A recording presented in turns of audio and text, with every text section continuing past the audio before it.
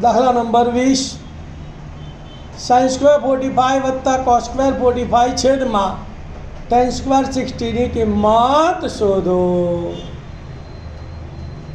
ધ્યાન આપો ભાઈ, તમને પહેલા જ ખબર પડી છે કે sin સ્ક્વેર થીટા વત્તા cos સ્ક્વેર થીટા બરાબર તો 1 છે, એટલે ઉષ્મા 1 આવશે એટલે છેદમાં tan 60 ની જે કિંમત આવશે એ જ આપણો જવાબ આવશે. બરાબર, અહીંયા ધ્યાન કોણ પર બધાનું, અહીં sin સ્ક્વેર 45 વત્તા cos સ્ક્વેર 45 છેદમાં tan સ્ક્વેર 60 બરાબર sin 45 એટલે 1/√2, પણ sin સ્ક્વેર છે તો 1/√2 નો વત્તા નામ cos 45 એટલે 1/√2, પણ અહીંયા cos સ્ક્વેર 45 છે તો 1/√2 નો છેદમાં tan 60 નું મૂલ્ય કેટલું છે √3, તો પણ અહીંયા tan સ્ક્વેર 60 છે તો √3 નો બધાનો વર્ગ કરીએ તો 1 નો વર્ગ 1 √2 નો વર્ગ 2 વત્તાના વત્તા 1 નો વર્ગ 1 √2 નો વર્ગ 2 અને છેદમાં √3 નો વર્ગ 3.